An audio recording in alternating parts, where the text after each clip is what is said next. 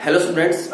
तो आप इस लॉकडाउन 3 में सभी स्वस्थ हैं और आपके प्रियजन सभी सेफ हैं और आशा करता हूं कि आगे भी हम सभी सेफ रहेंगे अपनी जिम्मेदारी का निर्वहन करते हुए। तो हम अपनी आगे वाली क्लास अब स्टार्ट करते हैं। आज थोड़ा सा थ्योरेटिकल पोर्शन है और इस पोर्शन के अंदर दिक्कत ये रहती है कि हम थ्योरी कैसे याद करें, है ना। अब थ्योरी को याद करने का तरीका या तो इसे रट लें और रट नहीं सकते तो कुछ इस तरीके से हम समझें कि वो हमारे याद रहे, है ना। तो नॉर्मल अगर हम बात करें तो यहाँ पर हमारे पास में है ओरेनियस सिद्धांत, टक्कर सिद्धांत, है ना। इसे क्या कहा जाता है? ओरेनियस सिद्धांत या टक्कर सिद्धांत। अब टक्कर सिद्धांत होता क्या है ना।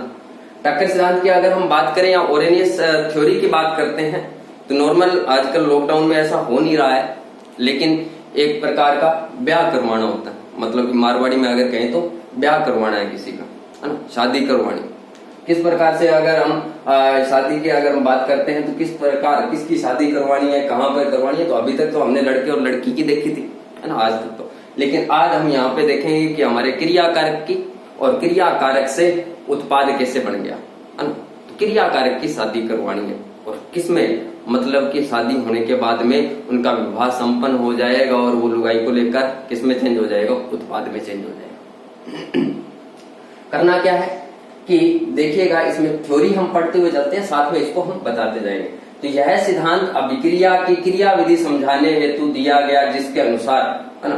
तो पहली बात कि यह सिद्धांत किसके लिए? जो भी हमारी अभिक्रिया है, जो भी रिएक्शन हो रही है, जैसे हम रिएक्टेंट टू प्रोडक्ट की बात करते हैं तो ये रिएक्टेंट टू प्रोडक्ट है वो बन रहा है, वो किस क्रिया विधि से, मैकेनिज्म से बन रहा है। यही इस सिद्धांत की क्रिया विधि को समझाने के लिए हम कह सकते हैं कि ये सिद्धांत वो दिया गया, मतलब अभिक्रिया क्रिया विधि को समझाने के लिए सिद्धांत है वो दिया गया।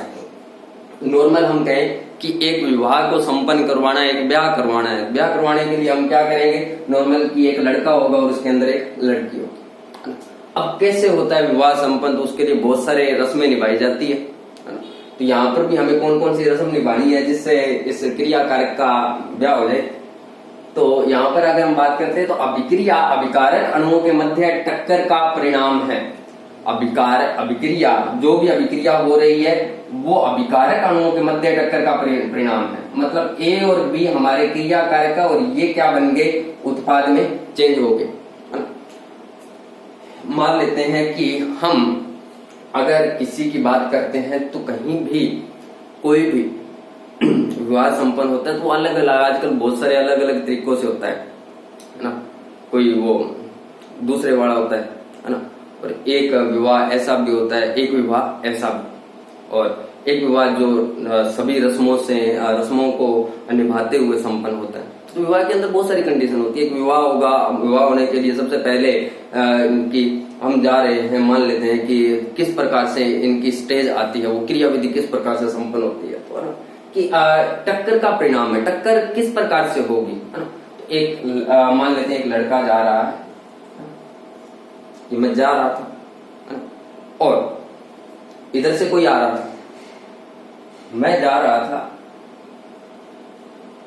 और सामने से कोई आ रहा था। इसने न मुझे देखा न मैंने इसको देखा, मैं सीधा चला गया। लेकिन एक टाइम ऐसा हुआ, मैं आ रहा था और वो भी आ रही थी। मैं आ रहा था और वो भी आ रही थी। उसने मुझे देखा, मैंने उसको देखा, मैं कुछ हुआ।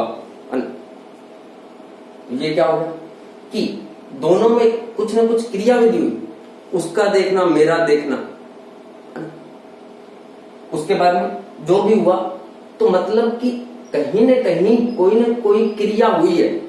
जब तक ये आ रहा था, मैं जा रहा था, वो आ रहा था, उसने मुझे नहीं देखा और मैंने उसको नहीं देखा, मैं निकल गया सीधा इधर से और वो भी निकल गया इधर से, कुछ भी नहीं हुआ। लेकिन एक तक मैंने उसको देखा, उसने मुझे देखा, है ना। क्या हुआ? कुछ ना कुछ हुआ। जैसे ही कुछ ना कुछ होगा वहां पर हमारी अभिक्रिया हो जाएगी। तो सबसे पहली कंडीशन क्या होगी? टक्कर होगी। टक्कर जब भी होगी, क्रिया कारक अणु आपस में क्रिया करेंगे, उनके बीच में कोई ना कोई क्रिया होगी, है ना। तो उस कंडीशन में क्या होगा? यहां पर, या फिर हम बोल सकते हैं कुचरनी होगी, है ना। दो लोगों के बीच में जब तक कुचरनी नहीं होगी तब तक ये अभिक्रिया हमारी संपन्न नहीं होने वाली है। तो यहाँ क्रिया कारक और उत्पाद, क्रिया कारक हमारे हैं दो क्रिया कारक, वो आपस में जब तक टकराएंगे नहीं तब तक ये उत्पाद में चेंज नहीं हो सकते। लेकिन टकराएंगे और टकराने के बाद में क्या होता है कि जैसे ही मैं इधर से गया और वो इधर से आया, हो सकता है कि उसने मुझे देखा और मैंने उसको देखा, कुछ हुआ लेकिन इतना ज्यादा भी कुछ नहीं हुआ। दूसरा आया, दूसरे ने उसको देखा, उसको मेरे से ज्यादा उसके साथ में हुआ। इससे आगे एक तीसरा आया, वो भी जा रहा था, इसने उसको देखा, है ना। अब की बात कुछ हो गया तो हुआ क्या कि मेरा देखना, एक उसका देखना और एक तीसरे का देखना, मैं सबसे प्रभावशाली कौन था, जो तीसरे ने देखा, वहां पर कुछ हुआ। तो उस कंडीशन में अगर हम कहें कि यहां पर परंतु सभी टक्करें प्रभावी नहीं होती, प्रभावी टक्कर करने वाले अणु सक्रिय अणु कहलाते हैं। तो यहां पर प्रभावी टक्कर किसकी हुई थी, मतलब कि सबसे ज्यादा जो अट्रैक्शन है वो किसके साथ में हुआ, तीसरे के साथ में हुआ। यही चीज कह रहा है कि यहां पर टक्करें करने वाले बहुत आएंगे, रास्ते में मिलने वाले बहुत आएंगे, लेकिन कौन आखिर में मिलेगा, है ना, वो किसके साथ में तारें जुड़ेगी हम बोल सकते हैं, तो वही क्या होगी, टक्कर है वो प्रभावी होगी। मतलब सभी के साथ बहुत सारे रास्ते में मिल रहे हैं, सभी के साथ में टक्कर होना पॉसिबल नहीं है। तो यहां पर भी हमारे पास में ये मॉलिक्यूल है इस प्रकार से, ये अगर गति कर रहे हैं, एक इधर भाग रहा है, एक इधर भाग रहा है, एक इधर, ये इधर आया, हो सकता है ये इससे टकरा जाए, है ना, ये इससे टकरा जाए, ये इससे टकरा जाए, लेकिन ये पॉसिबिलिटी है। लेकिन हो सकता है ये इधर से गया, ये इधर से गया, ये इससे टकराया, यहां पर आकर टकराया, या इससे टक्कर की, लेकिन इतनी प्रभावी टक्कर नहीं थी जितनी ये इससे टकराता उतनी प्रभावी टक्कर होती है। टकराने का मतलब एक जैसे ही टकराएगा उससे एक एनर्जी उत्पन्न होगी। तो यहां पर हम कह रहे हैं कि अभिक्रिया अभिकारक अणुओं के मध्य टक्कर का परिणाम है। जब भी कोई टक्कर होगी तभी कोई अभिक्रिया है वो पॉसिबल है। मतलब कि दो क्रिया कारक आपस में टकराने चाहिए, और अगर टकराए नहीं तो उस कंडीशन में हम क्या कहेंगे कि अभी तक हमारी अभिक्रिया है वो पॉसिबल नहीं है। लेकिन टकरा भी गए फिर भी ये अभिक्रिया पॉसिबल होगी या नहीं होगी, इसकी हम मतलब कि ये नहीं कह सकते कि अभिक्रिया पॉसिबल होगी या पॉसिबल होगी ही, है ना। हो सकता है वो पॉसिबल ना हो, वो डिपेंड किस पे करता है कि जो टक्कर हो रही है वो कितनी प्रभावी है ना। प्रभावी टक्कर करेगा वही क्या कहलाता है, हमारा सक्रिय अणु कहलाता है। सक्रिय अणु कौन से होंगे, जो कि ऐसी टक्कर कर दे जिनसे कि क्रियाकारक अणु है वो उत्पाद में चेंज हो जाए, मतलब विवाह संपन्न हो जाए।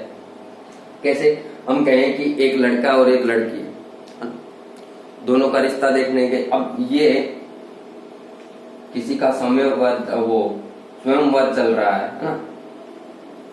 ये लड़की है, एक सुंदर कन्या, इसको अच्छा बना देते हैं।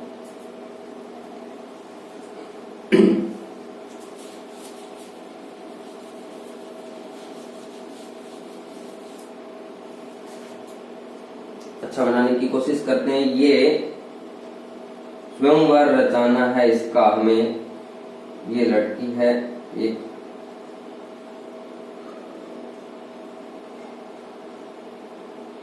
इसके कान है, मोटी मोटी आंखें हैं, ये देखिए।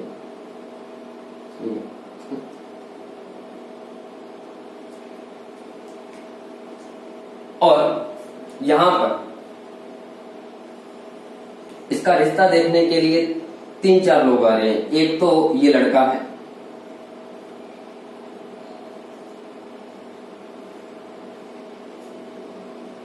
ये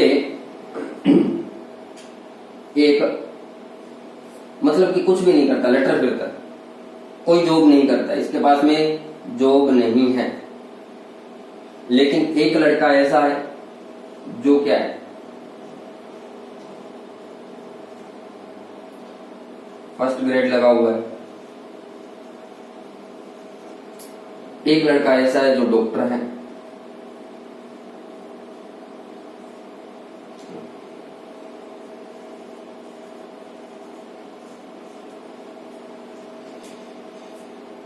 इसका रिश्ता करने के लिए जैसे ही आते हैं, पहले ये आता है, ये वाला आता है। इसने भी कहा कि मेरी भी फाइल लगवाइए साहब, इसका बिचौलिया कोई अलग होगा।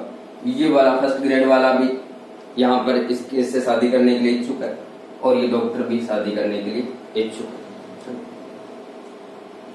जैसे ही लड़की वाले घर वालों को पता चलता है कि लड़का कोई जॉब नहीं करता है, तो इसका फॉर्म रिजेक्ट हो जाता है। अब बात आती है इन दो में, इन दो की बात आती है। तो ये भी फर्स्ट ग्रेड लगा हुआ और ये हमारा एक डॉक्टर है, इससे ऊंची पोस्ट पे। तो यहां पर दोनों में क्या है कि जैसे ही यहाँ इसके बारे में और इसके बारे में दोनों की फॉर्म लगे हुए हैं, दोनों की फाइल लगी हुई है, लेकिन इसकी फाइल लास्ट टाइम पर जाकर रिजेक्ट हो जाती है। क्यों? क्योंकि जब देखते हैं कि हमारी लड़की खुश रहेगी इसके साथ में, डॉक्टर के साथ में, तो इसके साथ में शादी कर दो। मतलब शादी से पहले इन दोनों के बीच में क्या हो गया, इनका रिश्ता हो गया, एंगेजमेंट हो गया, ये रिश्ता हो गया। जब दोनों की एंगेजमेंट हो जाती है, नॉर्मल अगर हम किसी भी शादी की बात करते हैं तो दो कंडीशन आती है। एक तो सबसे पहले क्या होगा कि जैसे ही रिश्ता देखने जाएंगे तो यहाँ पर जो लड़का था, लड़की थी, मतलब बॉय और गर्ल थी, दोनों का रिश्ता हो गया, एंगेजमेंट होगी। अब इसको विवाह में संपन्न करना है। ये जो है वो हम कहेंगे कि पूर्ण रूप से ये एक विवाह नहीं है। हम ये नहीं कह सकते कि हाँ अब तो लड़का और लड़की की शादी हो जाएगी, या फिर हाँ इतना है कि इंटरमीडिएट है, ये रिश्ता टूट भी सकता है। इसे हम कहते हैं मध्यवर्ती। क्या रहेगा ये? मध्यवर्ती। कुछ टाइम के लिए होता है, कुछ टाइम पीरियड के लिए होता है। ऐसा तो होता नहीं है कि रिश्ता कर दिया और बस हाँ शादी हो गई, है ना। सबसे पहले हम क्या कहेंगे कि ये एक इंटरमीडिएट है, मध्यवर्ती है। मध्यवर्ती अवस्था एक ऐसी अवस्था होती है जो कुछ टाइम के लिए बनती है अभिक्रिया के अंदर, उसके बाद में फिर से टूट जाती है ना। अब टूट जाती है तो हो सकता है वो टूटे दूसरी साइड में चली जाए, और या फिर ये विवाह में संपन्न हो जाए। यहाँ पर अगर रिश्ता हुआ है तो ये मध्यवर्ती अवस्था है, ये साल 6 महीने भर रहता है, उसके बाद में क्या कर देते हैं, उनकी शादी हो जाती है। तो मेनली हमें कहां तक पहुंचना था? मैरिज तक। इसके लिए हमें 2 स्टेप अपनाने पड़े। पहले लड़की और लड़की को मिलवाया गया, उनका रिश्ता हुआ, उनकी एक अवस्था बन गई, मध्यवर्ती अवस्था, जो कुछ टाइम के लिए रहेगी। इसके बाद में क्या हो जाएगा, यहाँ पर इनकी शादी हो जाएगी। तो क्रियाकारक और उत्पाद में भी यही होता है। क्रियाकारक और उत्पाद की अगर हम बात करते हैं तो क्रियाकारक और उत्पाद में क्या रहेगा,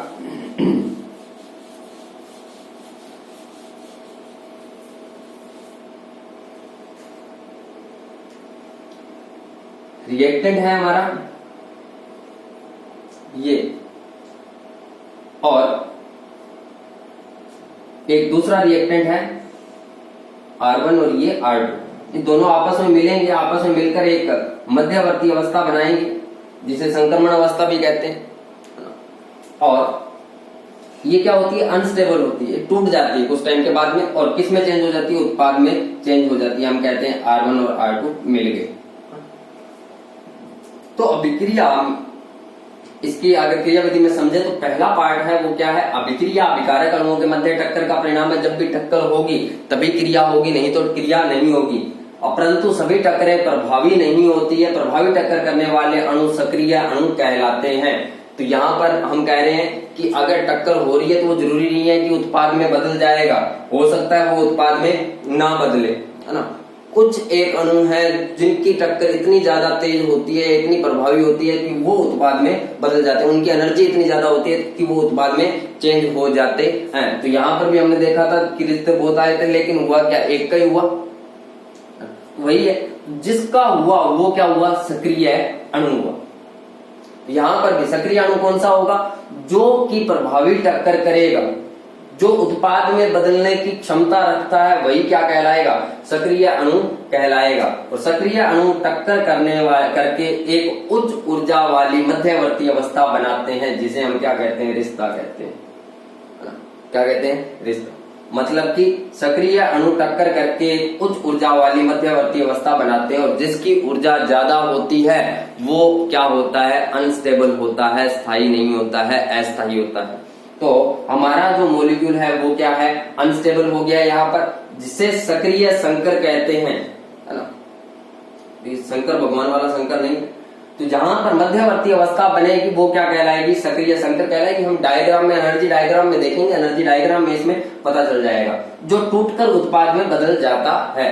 तो हम कह रहे हैं कि हमारे पास में सक्रिय अणु है। सक्रिय अणु कौन से होते हैं कि यहाँ पर जो अणु प्रभावी टक्कर करते हैं वो हमारे क्या कहलाते हैं, सक्रिय अणु कहलाते हैं। या फिर ऐसे अणु जिनकी ऊर्जा दहली ऊर्जा के बराबर या उससे ज्यादा होती है। अब दहली ऊर्जा क्या होती है वो आप जैसे एनर्जी डायग्राम देखोगे उसके अंदर पता चल जाएगा। सक्रिय अणु हमारा ये हुआ, इसने क्या किया, मध्यवर्ती अवस्था बनाई, जो आपको बताया रिश्ता हुआ। मध्यवर्ती अवस्था या संक्रमण अवस्था या इसे सक्रिय संकर, तीनों में से कोई सा भी नाम दे देते हैं। ये अनस्टेबल होती है क्योंकि इसकी ऊर्जा बहुत ज्यादा होती है। और किस में चेंज हो जाता है, ये उत्पाद में चेंज हो जाएगा। तो पहला कंडीशन तो क्या हुआ कि कोई भी अगर अभिक्रिया होगी तो अभिक्रिया होने के लिए टक्कर होनी जरूरी है, और टक्कर होगी तो उनमें से जरूरी नहीं है कि सभी टक्करें प्रभावी हो, एक टक्कर प्रभावी होगी, है ना। एक टक्कर मतलब कि बहुत सारी टक्करें प्रभावी होगी, लेकिन प्रभावी टक्कर करेंगे वही अणु किसमें चेंज होंगे, उत्पाद के अंदर चेंज होंगे। और जो प्रभावी टक्कर नहीं कर पाएंगे, कमजोर होंगे मेरे जैसे, वो क्या करेंगे कि यहाँ पर टक्कर तो होगी उनके बीच में, लेकिन उत्पाद में चेंज नहीं होंगे। जैसे हमने देखा यहाँ पर हाइड्रोजन मॉलिक्यूल है एक, H2 को हम H और H दोनों के बीच में बॉन्डिंग दिखा सकते हैं। I2 एक हमने लिया, I और I के बीच में बॉन्डिंग दिखा दी। क्या हुआ, जब दोनों आपस में मिले, दोनों का जब रिश्ता हुआ तो क्या हुआ, एक मध्यवर्ती अवस्था बन गई। ये अवस्था कुछ टाइम के लिए रहती है ना। हम कह रहे हैं कि इसके अंदर क्या होगा, जैसे ही ये दोनों पास में आएंगे तो इनके बीच में बॉन्डिंग बनने लग जाएगी और इन दोनों के बीच में बॉन्डिंग टूटने लग जाएगी, है ना। इसलिए हमने इनको क्या दर्शा दिया, डॉट डॉट से, कि यहाँ पर H और I के बीच में बॉन्डिंग बन रही है, H और H के बीच में बॉन्डिंग टूटने लग गई है। जब भी कोई नया बॉन्ड बनेगा, इसके साथ में दूसरा बॉन्ड है वो क्या हो जाएगा, टूटने लग जाएगा। इधर वाला बॉन्ड H और I के बीच में बॉन्डिंग हो रही है तो I और I के बीच में बॉन्डिंग क्या हो जाएगी, टूटने लग जाएगी। और एक टाइम ऐसा आएगा कि ये यहाँ से H और H के बीच में और I के बीच में बॉन्डिंग टूट जाएगी और यहाँ हमें मिलेगा HI, मतलब विवाह संपन्न हो जाएगा, H और I मिल गया। अब क्या है, सक्रिय ऊर्जा, इसे हम कहते हैं activation energy. Activation energy, activation energy क्या होती है, EA से कहते हैं, EA से डिनोट करते हैं इसे। तो ये क्या है, अभिकारक अणुओं को उत्पाद में बदलने के लिए एक ऊर्जा अवरोध को पार करना पड़ता है, और इस ऊर्जा अवरोध को पार करने के लिए अभिकारक अणुओं को एक अतिरिक्त ऊर्जा की आवश्यकता होती है, जिसे ये कहा जाता है। मतलब कि अगर कोई भी विवाह संपन्न हो रहा है, हम शादी करते हैं, तो आजकल कुछ एक लोग आजकल तो नहीं लेते हैं, ये मतलब कि बुरी बात भी है, लेकिन मतलब कि जैसे लड़के की शादी हुई तो उसके लिए क्या कहते हैं कि इतना दहेज चाहिए, ये चाहिए। तो मतलब जितनी उसका पोटेंशियल है उससे ज्यादा, मतलब कि हम शादी कर रहे हैं, इसके पास में कम में, फिर भी इसको क्या चाहिए, थोड़े से रुपए और चाहिए कि हम शादी में 10 लाख रुपए लगाने वाला तो 15 लाख लगाए, तो कितनी जरूरत पड़ी, 5 लाख की। जैसा रिश्ता वैसे ही उसके रुपए लगाए, है ना। तो ये क्या हुआ, 10 से 15 लाख, 5 लाख एक अतिरिक्त हमें अमाउंट की रिक्वायर्ड होती है ना। तो वही क्या हुआ कि अभिकारक अणुओं को उत्पाद में बदलने के लिए एक ऊर्जा अवरोध को पार करना पड़ता है। इस ऊर्जा अवरोध को पार करने के लिए अभिकारक अणुओं को एक अतिरिक्त ऊर्जा की आवश्यकता होती है, जिसे एक्टिवेशन एनर्जी कहा जाता है, EA से डिनोट किया जाता है। अभिकारक अणुओं को ऊर्जा की प्राप्ति किससे होती है, टक्कर से होती है। अब क्या है कि ये मॉलिक्यूल है, ये वाला और ये वाला। अब हम मान लेते हैं कि एक पहाड़ है, ये इसके ऊपर चढ़ना है। ये भागकर चढ़ेगा, यहां तक चढ़ा, इसके बाद में लुढ़क गया इधर। फिर से इसने कोशिश की, इसने खाना वगैरह खाया और ये यहां तक चढ़ गया। इसने फिर से energy drink P, cold drink P और इसके बाद में ये कहां तक आ गया, यहां तक आ गया। यहां तक इसको चढ़ना था, इसके बाद में आसानी से यहां से लुढ़क जाएगा और इधर चेंज हो जाएगा। क्या हुआ कि अभिकारक अणुओं को उत्पाद में बदलने के लिए एक ऊर्जा अवरोध को पार करना पड़ता है। इस ऊर्जा अवरोध को पार करने के लिए अभिकारक अणुओं को एक अतिरिक्त ऊर्जा की आवश्यकता होती है। मतलब कि क्रिया कारक को उत्पाद में बदलने के लिए एक अतिरिक्त ऊर्जा की आवश्यकता है, वही क्या कहलाती है, एक्टिवेशन एनर्जी कहलाती है। और ये अभिकारक अणुओं को ऊर्जा की प्राप्ति वो किससे होती है, टक्कर से होती है। जब टक्कर करेंगे मॉलिक्यूल तो वहां से एनर्जी मिलेगी और एनर्जी मिलेगी तो वो किस में चेंज हो जाएंगे, उत्पाद में चेंज हो जाएंगे। तो हमें इसका एनर्जी डायग्राम देखना और उसी से ही आपको समझ में आएगा कि क्या चीज है ये जो हम बात कर रहे हैं जिसकी। मेन इसका एनर्जी डायग्राम है। तो हम बात करते हैं सबसे पहले ऊष्माक्षेपीय अभिक्रिया के लिए।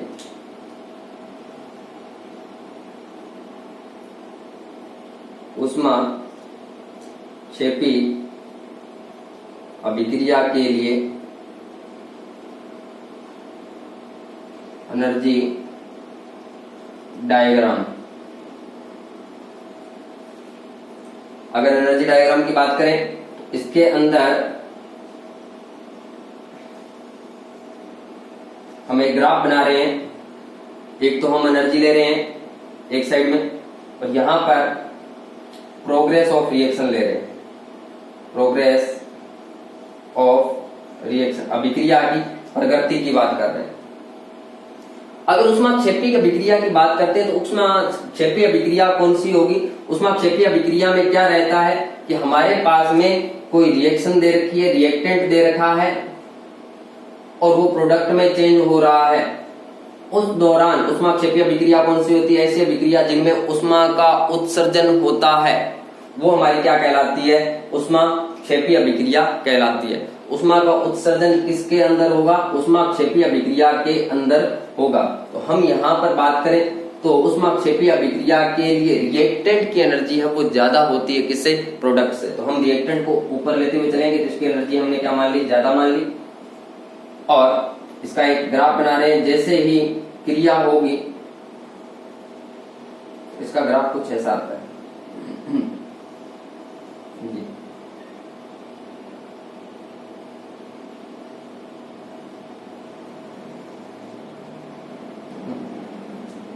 अगर हम इसको रिएक्टेंट मानते हैं, इसकी एनर्जी ज्यादा है और ये हमारा क्या है? प्रोडक्ट है।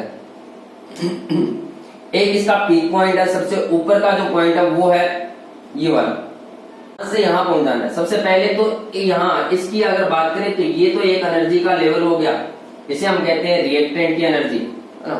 तो क्रिया कारक की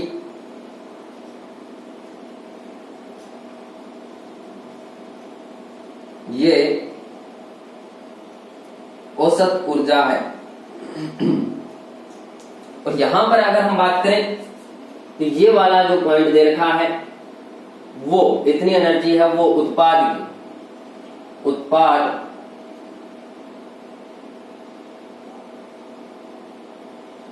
अणुओं की औसत ऊर्जा है।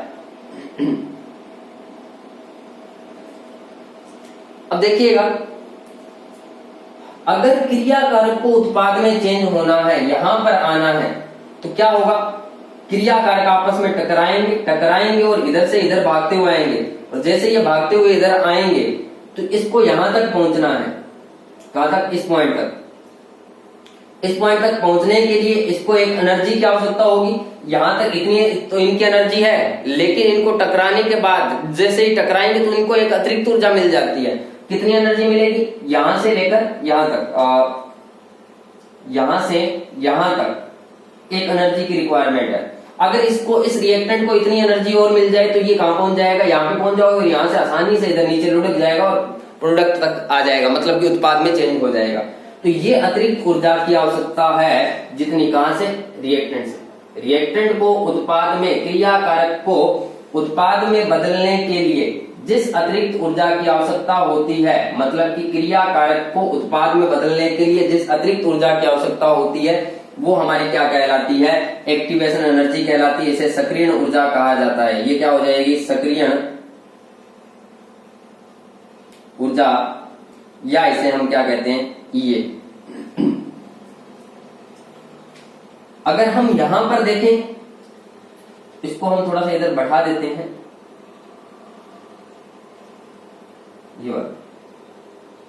ये स्टेप ये हो, यहां से क्रिया कारक को अतिरिक्त ऊर्जा की आवश्यकता इतनी और क्रिया कारक की खुद की एनर्जी इतनी थी। कुल मिलाकर अगर हम दोनों को जोड़ देते हैं, किसको, क्रिया कारक की एनर्जी थी वो और ये अतिरिक्त ऊर्जा, टोटल सक्रियण ऊर्जा और क्रिया कारक अणुओं की औसत ऊर्जा का योग है, वो हमारी कहलाती है देहली ऊर्जा। क्या कहलाएगी, देहली ऊर्जा। देहली ऊर्जा क्या होगी, क्रिया कारक अणुओं की औसत ऊर्जा और सक्रियण ऊर्जा का योग, मतलब कि क्रिया कारक अणुओं को उत्पाद में बदलने के लिए जितनी कुल ऊर्जा की आवश्यकता होती है। यहाँ पर क्या अतिरिक्त ऊर्जा नहीं बोला है, क्या बोला है, कुल ऊर्जा। तो कुल ऊर्जा की आवश्यकता होती है वो हमारी क्या कहलाती है, देहली ऊर्जा कहलाती है। यहां पर देखिएगा, प्रोडक्ट की अपनी एनर्जी है और रिएक्टेंट की अपनी एनर्जी है। तो अगर हम प्रोडक्ट की इतनी एनर्जी है, ये वाली रिएक्टेंट की एनर्जी है, इन दोनों को माइनस कर दें तो इनके बीच में इतना, एक तो ये गैप था और एक ये था, इन दोनों को अगर माइनस कर देते हैं तो हमारे पास में क्या बच जाएगा, इतना पार्ट आ जाएगा, इतनी तो इसकी इतनी इसकी, दोनों को माइनस किया तो कितना आ गया, ये। इसे हम कहते हैं डेल्टा एच। ये क्या कहलाता है, डेल्टा एच। ये क्या कहलाती है, एंथैल्पी। ऊष्माक्षेपीय अभिक्रिया के लिए डेल्टा एच हमेशा क्या रहता है, नेगेटिव होता है। वैसे भी प्रोडक्ट की एनर्जी कम है, रिएक्टेंट की ज्यादा है, तो प्रोडक्ट माइनस में रिएक्टेंट करते हैं तो क्या आएगा, minus, product minus reactant, negative value आएगी। तो इसके लिए डेल्टा एच क्या आएगा, एंथैल्पी क्या आएगी, नेगेटिव आएगी। ये आपको 11th में बताया जा चुका है ऊष्माक्षेपीय अभिक्रिया क्या होती है। तो ऊष्माक्षेपीय अभिक्रिया का एनर्जी डायग्राम ये हो जाएगा। इसमें आपको बस इतना याद रखना, रिएक्टेंट की एनर्जी ज्यादा होती है और प्रोडक्ट की क्या होती है, कम होती है। और अतिरिक्त ऊर्जा की जो आवश्यकता होती है वो सक्रियण ऊर्जा कहलाती है, और जो कुल ऊर्जा की आवश्यकता होती है रिएक्टेंट अणुओं को प्रोडक्ट में बदलने के लिए वो हमारी क्या कहलाती है, देहली ऊर्जा कहलाती है। ये क्रियाकारक की औसत ऊर्जा हो जाएगी और ये प्रोडक्ट की। अब इसमें अगर हम ऊष्माशोषी अभिक्रिया के लिए देखना चाहते हैं, ऊष्माशोषी अभिक्रिया कौन सी होगी, ऐसी अभिक्रिया जिनमें ऊष्मा का शोषण होता है या ऊष्मा यूज में आती है, हमारे काम में आएगी, और जिनके लिए डेल्टा एच क्या होता है, पॉजिटिव होता है, वो हमारी क्या कहलाती है, ऊष्माशोषी अभिक्रिया कहलाती है। उसके लिए अगर एनर्जी डायग्राम बनाना है तो वो किस प्रकार से बनेगा वो देखते हैं। ऊष्माशोषी अभिक्रिया के लिए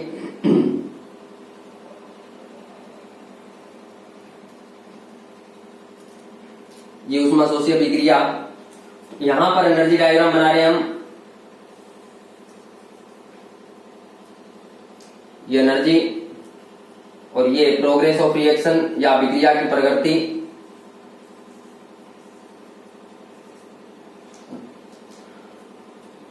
अब की बार अगर हम ऊष्माशोषी अभिक्रिया की बात करते हैं तो ऊष्माशोषी अभिक्रिया के अंदर क्या होता है, जो रिएक्टेंट है हमारे उनकी एनर्जी कम होती है और प्रोडक्ट की एनर्जी क्या होती है, ज्यादा होती है। तो ये ऊष्मा का अवशोषण करके और अतिरिक्त ऊर्जा की प्राप्ति करते हैं। तो यहां हमारे पास में ये रिएक्टेंट दे रखा है और इसका ग्राफ कुछ इस प्रकार से एनर्जी लेकर, और ये कहां से ले गए, यहाँ पर, और ये हमारा ये उत्पाद आ गया प्रोडक्ट। प्रोडक्ट की एनर्जी यहाँ पर क्या है, ज्यादा है। हम यहाँ कहें कि ये वाला क्या है, तो ये क्रिया कारक अणुओं की औसत ऊर्जा है। क्रिया कारक अणुओं की औसत ऊर्जा, और ये उत्पाद अणुओं की औसत ऊर्जा है। उत्पाद अणुओं की औसत ऊर्जा। अब क्रिया कारक को उत्पाद में बदलने के लिए एक अतिरिक्त ऊर्जा की आवश्यकता होती है, ये हमने बोला था। क्रिया कारक की खुद की एनर्जी इतनी है, इसको अलग से एक एनर्जी चाहिए, और ये वाली जो एनर्जी है वो कहां से प्राप्त होगी, टक्कर से प्राप्त होगी, और इसको क्या कहते हैं हम, अतिरिक्त ऊर्जा को सक्रियण ऊर्जा कहते हैं। ये क्या हो जाएगी, सक्रियण ऊर्जा हो जाएगी, इसे एक्टिवेशन एनर्जी ये कहते हैं। और क्रिया कारक अणु को उत्पाद में बदलने के लिए जो कुल ऊर्जा की आवश्यकता है, कुल ऊर्जा कौन सी हो जाएगी, कुल ऊर्जा की अगर हम बात करते हैं तो यहां से लेकर पीक पॉइंट से लेकर और यहां तक क्रिया कारक अणुओं की औसत ऊर्जा और सक्रियण ऊर्जा का योग है, वो हमारा क्या कहलाता है, देहली ऊर्जा। मतलब कि क्रिया कारक अणुओं को उत्पाद अणुओं में बदलने के लिए जो कुल ऊर्जा की आवश्यकता होती है वो क्या कहलाती है, हमारी देहली ऊर्जा कहलाती है। देखिएगा, प्रोडक्ट की एनर्जी इतनी, रिएक्टेंट की एनर्जी इतनी, इन दोनों के बीच में अगर हम गैप निकालते हैं तो ये जो गैप आएगा वो हमारा कहलाता है डेल्टा एच। ये भी क्या है, एंथैल्पी है, और ये एंथैल्पी क्या होगी, यहां पर डेल्टा एच ऊष्माशोषीय विक्रिया के लिए क्या रहता है, पॉजिटिव रहता है। देखिएगा, ऊष्माशोषीय विक्रिया में रिएक्टेंट की एनर्जी कम है और ऊष्माक्षेपीय विक्रिया में रिएक्टेंट की एनर्जी क्या है, ज्यादा है। आपको ये एनर्जी डायग्राम दिया हुआ आता है एग्जाम में, अगर इसके ऊपर क्वेश्चन बनता है तो आपसे पूछ सकता है कि सक्रिय ऊर्जा किसे कहते हैं, देहली ऊर्जा किसे कहते हैं, सक्रिय अणु कौन से होते हैं, या फिर ये एनर्जी डायग्राम दे देता है और इसमें आपको जैसे ये बोलेगा कि ये यहाँ पर ये वाला दे देगा कि ये कहाँ है, ये बताइए, तो सक्रिय ऊर्जा बताइए कहाँ है, क्रिया कारक अणुओं की औसत ऊर्जा को दर्शाइए, यहाँ ए दे देगा, यहाँ बी दे देगा, और यहाँ क्या दे देगा, सी दे देगा। बोलेगा कि इसमें सक्रिय ऊर्जा कौन सी है, क्रिया कारक जो अणुओं की औसत ऊर्जा कौन सी, उत्पाद अणुओं की औसत ऊर्जा कौन सी है, डेल्टा एच कौन सा है। तो इस प्रकार के क्वेश्चन है वो पूछे जा सकते हैं इस डायग्राम के बेस पे। नॉर्मल अगर हम बात करते हैं कुछ इस प्रकार का डायग्राम आ सकता है, जैसे एक तो आपको ऊष्माक्षेपीय विक्रिया के लिए पता चलना चाहिए कि जहां पर रिएक्टेंट की एनर्जी कम है वो ऊष्माशोषीय विक्रिया है, और रिएक्टेंट की एनर्जी ज्यादा है वो ऊष्माक्षेपीय विक्रिया। कुछ इस प्रकार से दे रखा है, देखिएगा, ये रिएक्टेंट की एनर्जी कम है और ये यहां पर इसकी ज्यादा है ना, प्रोडक्ट की, तो ऊष्माशोषीय विक्रिया होगी। अब देखिएगा, आपको एग्जाम में कुछ इस प्रकार से दिया हुआ आएगा,